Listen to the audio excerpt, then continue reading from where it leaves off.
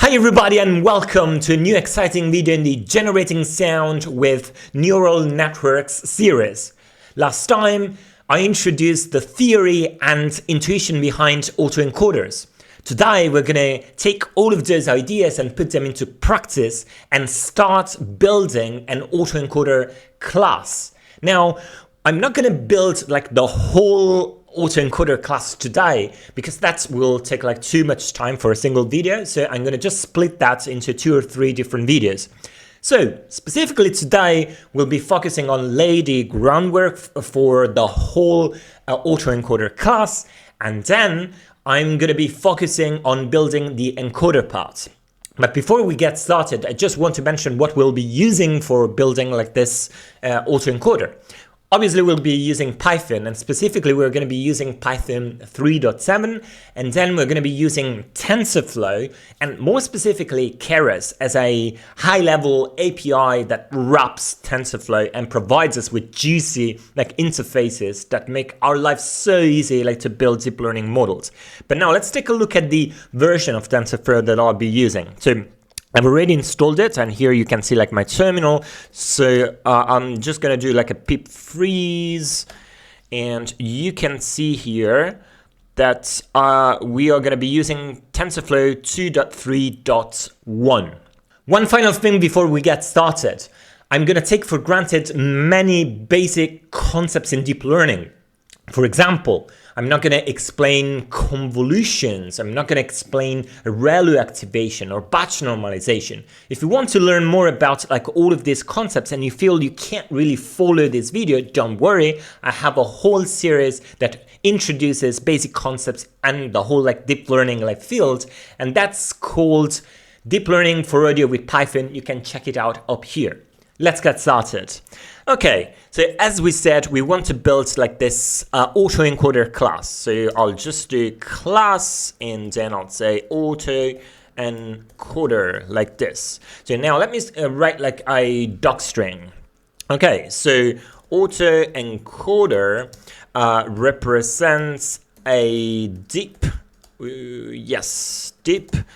convolutional autoencoder architecture with mirrored encoder and decoder components. Okay, in other words, we're going to be building like an autoencoder class that is actually a deep convolutional autoencoder, and we're going to have like the 2 parts, the encoder and the decoder, that are like mirror of one another, right? So they will be using like the same like convolutional layers, but they're going to be mirrored. Okay, cool. So let's get started with the constructor here. Okay, so we'll do def init self, and here we're going to pass a few arguments in the constructor. So first of all, we want to pass the input shape, right? So we are going to say input shape. Then we want to pass a bunch of information regarding like the convolutional layers that we'll be using. So given we have convolutions, because we're building a deep convolutional autoencoder, we need to provide information about the number of filters for each convolutional layer, the kernel size for each convolutional layer, as well as like the strides for each convolutional layer. So we'll say conv filters, then conv kernels, and we can also say conv strides. Okay, and these are all going to be lists, in each lists or tuples really, and each item in this list is going to represent, for example, in the case of conv filters, the number of filters for each layer, and same thing like for kernels, which is going to like represent the kernel size like for each layer, and same thing like for the strides. Okay. And the final thing here is going to be a latent space dimension. So this is basically like the bottleneck. So what we want to specify here is the dimensionality of the bottleneck or latent space. Okay, so Now, what we should do is just like assign like all of these arguments to instance attributes. Okay, so we'll do self.input shape, and that's equal to input shape. Then we'll do self.conv filters, and that's equal to conv filters. Then we'll do self.conv kernels equal to conv kernels, and then self.conv strides, that's equal to conv strides. Finally, self.latent space dimension, and that's equal to latent space dimension. Okay, we also need a few other attributes here for this class. So obviously we're going to need a self.encoder, and this is going to be a obviously like a Keras model, Tensorflow model, right? And now we'll just like set that to none for the time being. So we're going to also need like the decoder parts. So we'll do self.decoder is equal to none. And then we're going to do a self.model. And once again, this is going to be equal to none. As you'll see in the coming videos, like this model here is just like the model, like the TensorFlow model for the whole autoencoder, right? And it's going to take like, basically it's going to use both like the encoder and the decoder as a way of like being built. Okay, cool. So now we also need like a few private attributes. So let me just like put in here one. So we'll do a self num layers. And so this one, or let's put like self num conv layers. Okay, because this is going to be like the number of convolutional layers like that we'll have in the in our architecture, right? And so how can we get that? Well, we can just like do the length of any of not this one, but any of these three. So conv filters, conv kernels, or conv strides. So let's do like conv filters. Okay. So by the way, so now let me just like try to clarify like these three things like over here.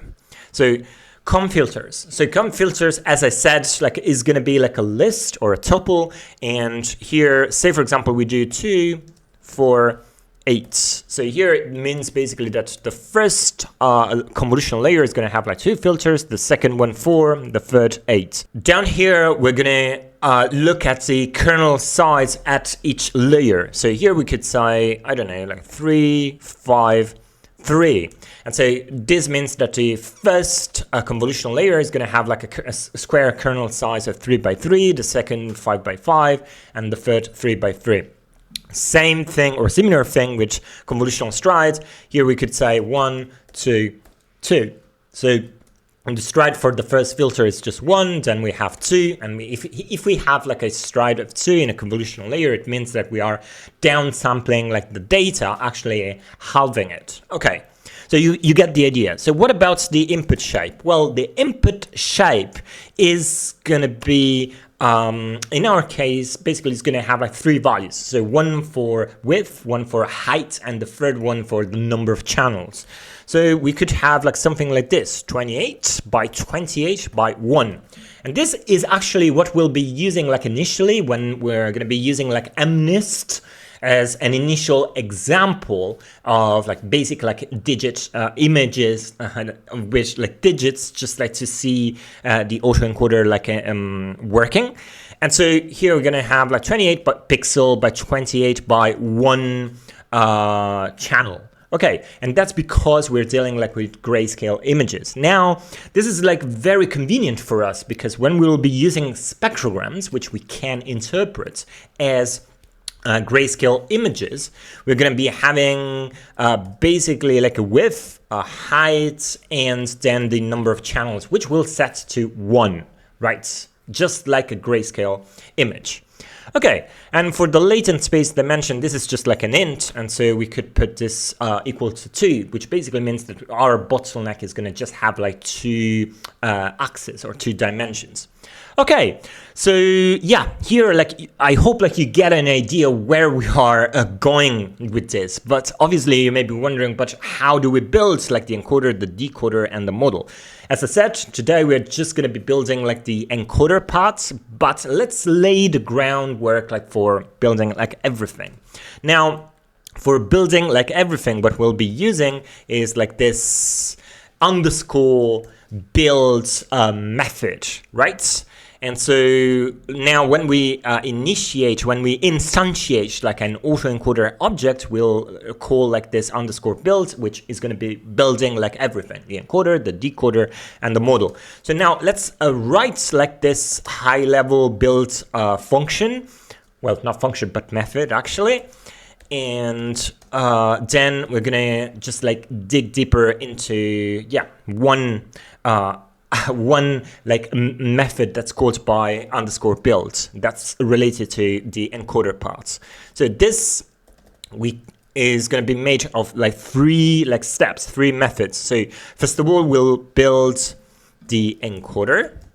Okay, then we'll do something similar, but we'll build the decoder, and then we'll build the autoencoder. Okay, so with build, like as you can see here, we are basically building like all the different parts of the architecture. So the encoder, the decoder, and the autoencoder.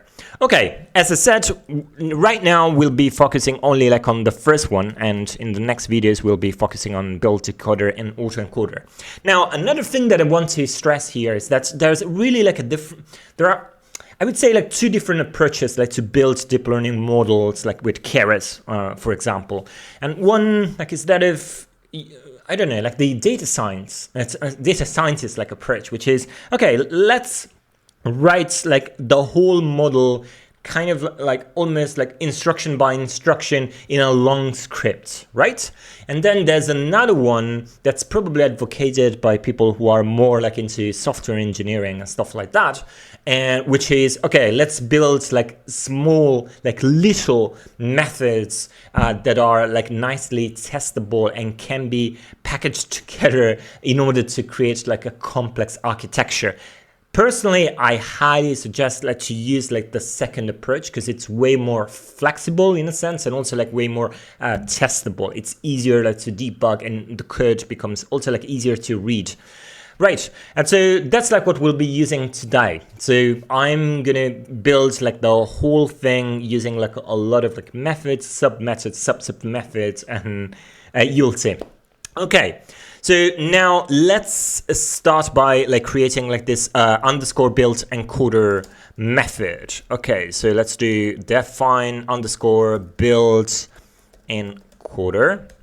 Okay, now what are we gonna do here? Well, there are like a bunch of like different steps here, and the first which is like creating the input, or let's say encoder input, and so we'll defer like the construction like of this input, encoder input, to another method called underscore build, or yeah, let's say add encoder input. Okay, so once we have the encoder input, the next thing is going to be basically building all the convolutional layers. Okay, and so here we'll do conv layers that's equal to self dot underscore add conv layers. Okay, and what we want to do here is pass the encoder input to the underscore add conv layers method, which is going to take that, is going to add to that like the convolutional layers, and it's going to just like send us back the whole like graph of layers. Now we'll see what this graph of layers actually are, because we'll be using like the functional API of Keras, and I'll be explaining that like in a second. But like bear with me with this for a second, like until we go through like all the high level steps for building like an encoder. Now that we have the conv layers, the next step is that of building the bottleneck. Okay, so we'll write here bottleneck, which in other words is going to be like the output to our encoder. And here we'll do a self.add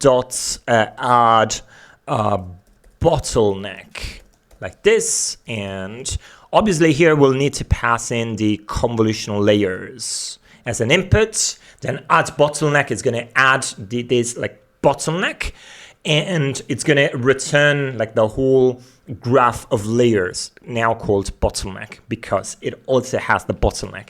Okay, so here the next step is that of actually building like the encoder by using an object in Keras called model. So now let's add that. So we'll do a from Tensorflow.Keras, we should import model.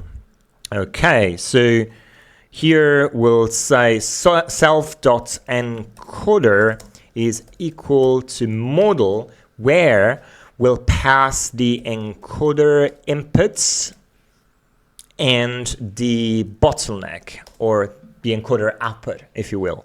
And here we'll call this model, say name, and we'll call it encoder. Okay, so as you can see here, we are basically using like this convention where we create a Keras model by passing in like the input layer and like the output of like a model.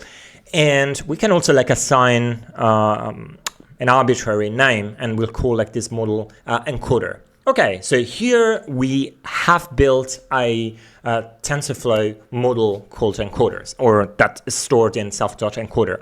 But actually we really haven't like built it yet. And the reason is because, I mean, we have a bunch of like placeholders methods like add encoder inputs, underscore add conv layers, and add bottleneck, right? And so we need like to actually implement all of these placeholders. Let's get started from the first one, say add encoder input. So we'll do a define underscore add encoder input.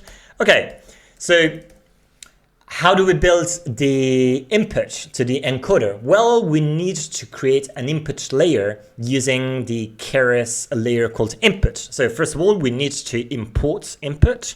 And so we'll do a from Tensorflow.Keras.layers, we'll do imports input. Now we'll be learning a lot about these layers throughout like this video and the next few ones, because we'll be importing a lot of layers, and the layers in Keras are the building blocks that we can chain together in order to create like a complex architecture.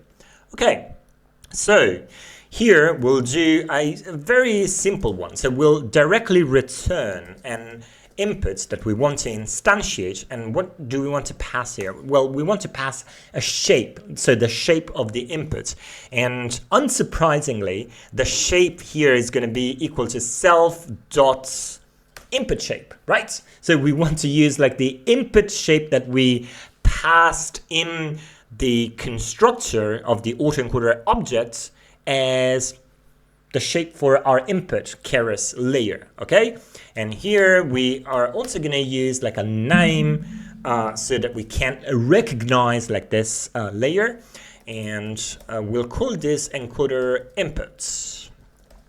It's not in out, but it's okay. Encoder inputs. Good. So now we have implemented Autoencoder input. So we get back like encoder input, which is an input layer. And now we pass that input layer, Keras layer, into add_conv layers. Okay, so now it's time to create add_conv layers. Okay, so let's create, let's define this method. And here we'll just use as an argument the encoder input. Okay. So what should we do here? Well, this method creates all convolutional blocks in an encoder. Okay. Now, I'm talking by convolutional blocks here, and we'll see why is that the case like in a second. But before, let's just like create like this high level method, so add_conv layers. Okay, so here we'll assign the encoder input to a variable called x. So we'll do x is equal to encoder input.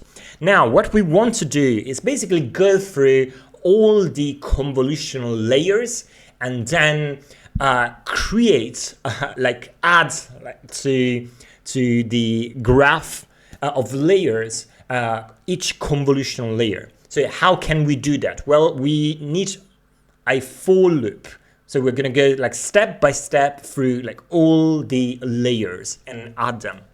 Okay, so how many times do we want to go like through like this loop? Well, we want to go like through this loop as many times as the number of convolutional layers that we have in our architecture. And so that's going to be 4, and we can say a layer index in range, and here we'll use like our private variable that we built called num_conv layers. Okay, so this way we're gonna go through we're gonna have like as many steps as the number of convolutional layers that we have, and at each step we're gonna get like the layer index that we are interested in. Okay, so in here we're gonna defer the actual addition of a new convolutional block to a method called add_conv layer without the final s. So here we'll do a x is equal to self._add_conv layer. Okay, and here we want to pass both the layer index as well as x. Okay, I'll explain what that is like in a second, but just like understand that once we're done with this, basically x is going to be like our graph of layers with all the different nodes that count, and all the different nodes that count are all the different convolutional blocks or layers. Okay, and so here we'll just like return x at this point. But how does this work? Well, we'll see like at the level of the Keras implementation how we can add a layer to a graph of layers. But at this level, what we are doing is we are adding like a conv layer, passing in like the layer index so that we know at which layer we are at, like at a certain point, and then we're also passing in the graph of layers called x. And we're getting back like the graph of layers, but with an added node, and the added node is the current convolutional layer, and we assign that to x. Okay, but now it's time to actually take a look at this _add_conv layer method and actually implement it. And finally, we are at the level of the actual Keras implementation, so that you guys will see the power of the functional Keras API in action. Okay, so let's build this. So we'll do a layer index as the first argument, and then we'll do x, which is basically just like the a graph of layers. Okay, so let me just like go down here. Okay. So now, like this method does like a very interesting thing. So it adds a convolutional block to a graph of layers consisting of a few things. So a conv2d plus a relu activation plus a batch normalization layer. So in other words, we are building like a whole convolutional block where we have like a convolutional 2D layer.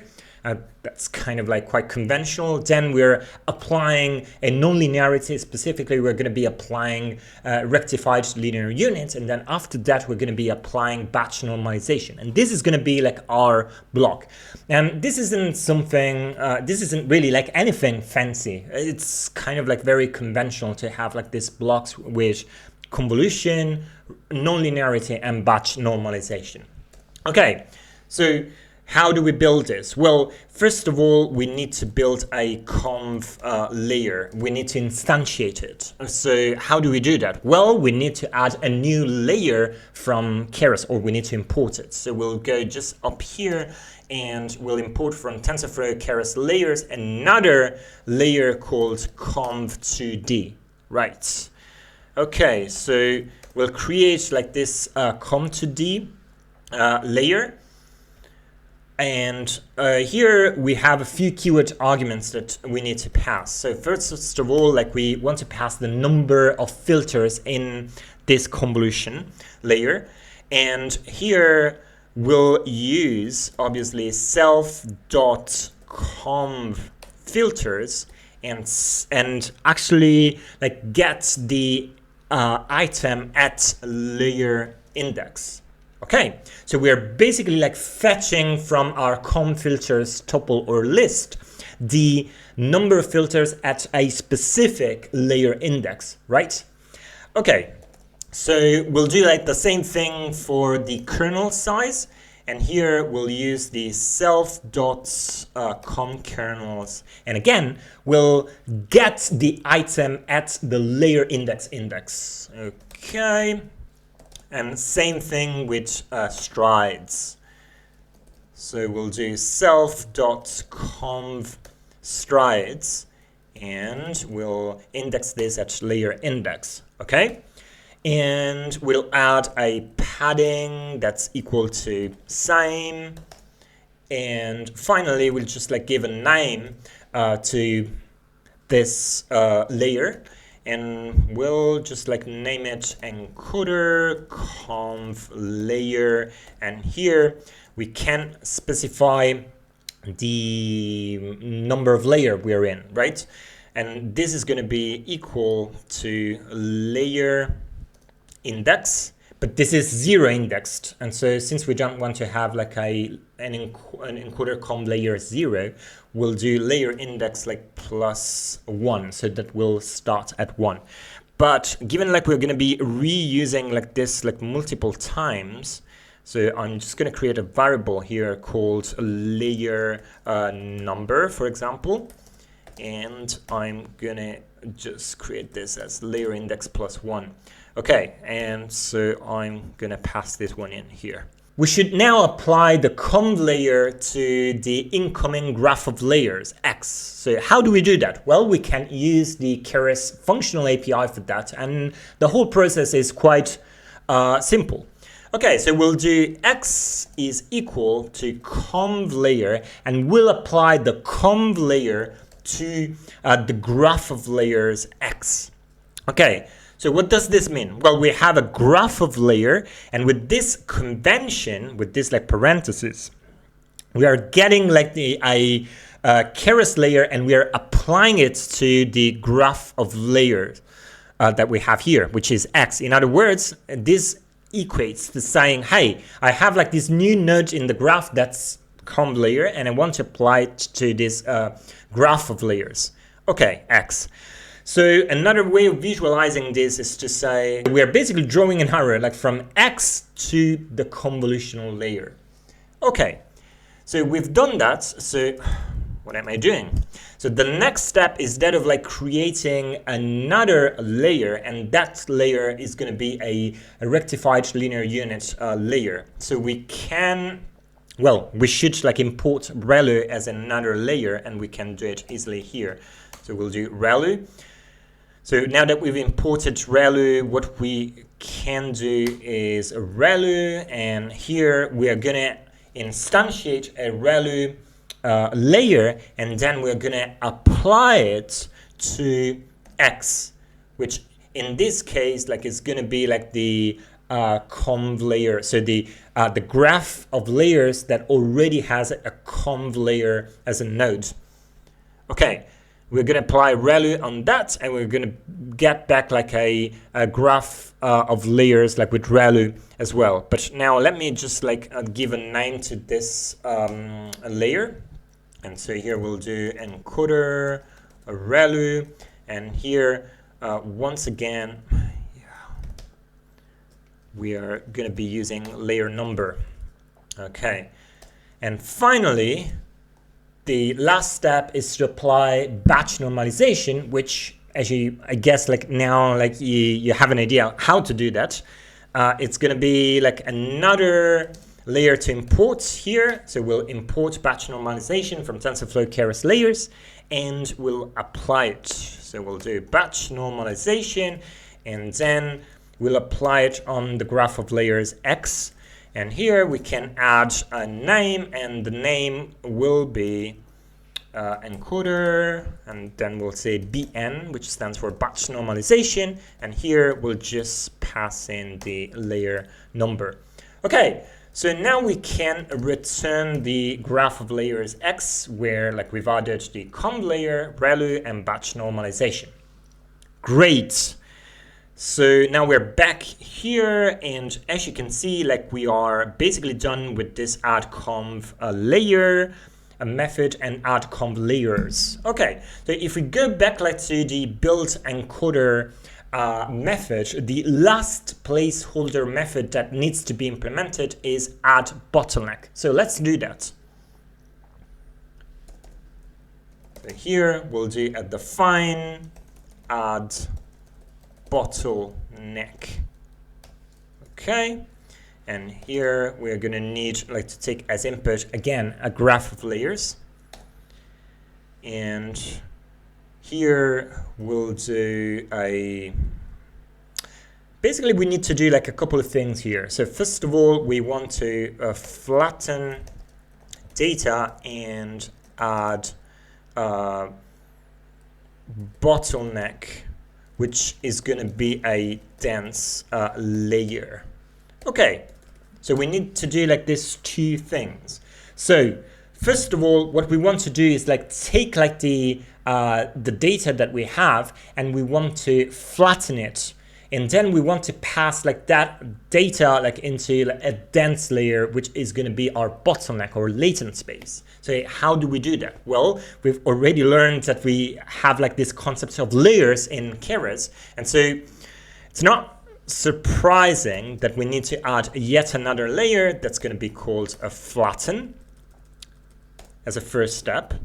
And here we'll do something like this. So X is going to be equal to flatten. So we instantiate flatten, and then we apply it to the incoming graph of layers. Okay, and so here like we've flattened like the data, and now the next step is to pass this flattened data into a dense layer. Okay, so let's do that. So X equal to, and obviously we need another layer here called dense. Good.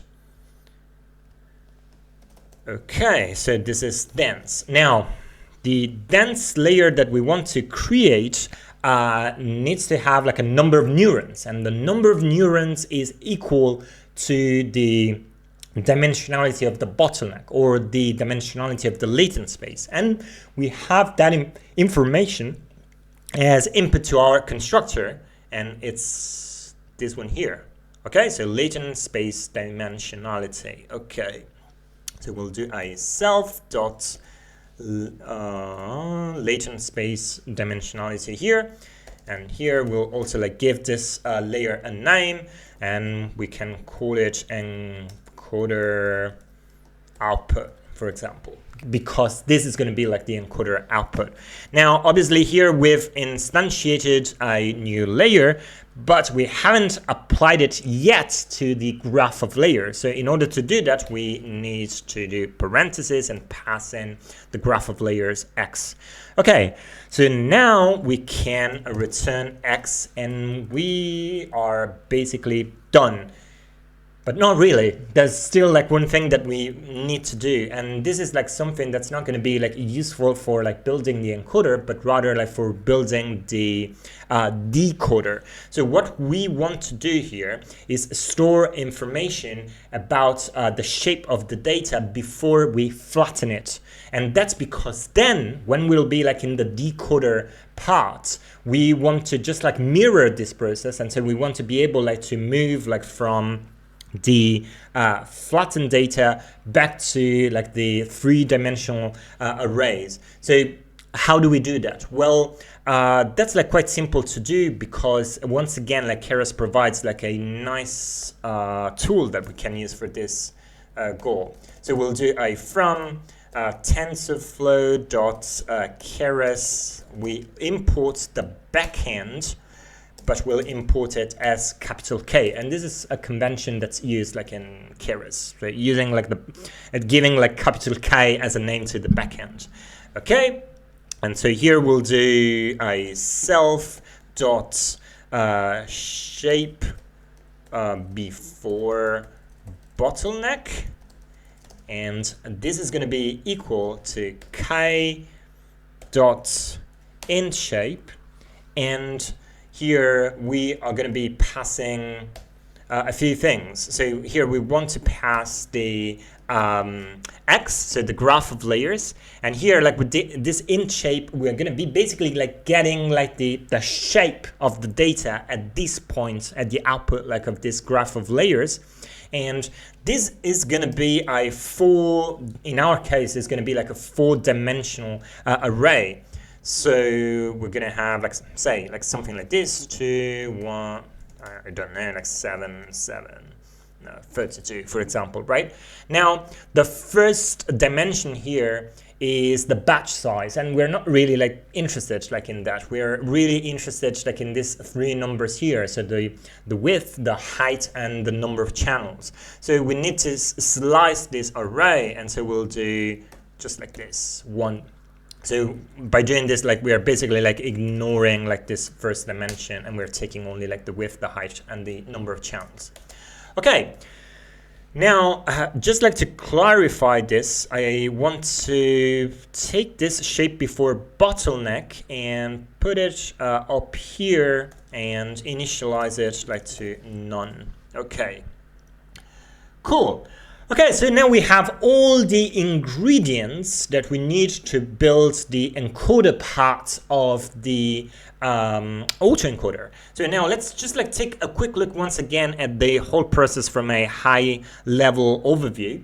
So to build an encoder, we create like the encoder input, then we pass the encoder inputs to add conv layers, which is going to add iteratively a number of convolutional layers that are based on the number of layers that we pass here, like in self, conv filters, kernels, and strides. Then we are gonna apply a bottleneck like to this conv layers. In other words, we're gonna be flattening like our data and adding like a dense layer that has like a number of neurons that's equal to the latent space dimension that we've provided to Autoencoder. And yeah, and finally, like we can build like the encoder as a Keras model by using like this convention here. So model, and we'll pass in the input, the output, and we'll name also like the model itself. Okay, so we're basically done here. So now let me just like comment out like this, because yeah, we're not going to be using, or we're not going to be building it like right now. But now, like if we run like if we create like an autoencoder object now, we are not going to be able to see anything. So we want to be able to see what we've done. And so what we can do is create like a new public method called summary. Okay, And so the summary is gonna just like print on the console some information about the architecture, all the layers, like, and the shape of the data throughout like the whole graph. So how do we do that? Well, we can rely on a TensorFlow method that's called summary, and given like the self.encoder attribute here is a TensorFlow model, we can just like rely on that. So we'll do a summary that's equal to self.encoder.summary like this. Okay. Cool. So now we have like all the ingredients to like build an autoencoder, even though it's not going to be actually an autoencoder because we're going to just be seeing like the encoder part. But yeah, we can see like if all of this works. So how do we do that? Well, we go down here and we do if name is equal to main, then we'll do Autoencoder, and we'll be instantiating an autoencoder object. And so here, like the first thing is going to be input shape. And so here, let's say 28 by 28 by 1. Then we'll do a conv. Let's start with filters. And here we'll do, I don't know, like 4 convolutional layers. So we're going to have 32 filters in the first layer, then 64, 64, and 64. Okay, so now we'll talk about, or we'll pass information about kernels. Okay, and here, let's say like we're going to be using like square kernels, so 3 by 3, then 3, 3, and 3. Okay.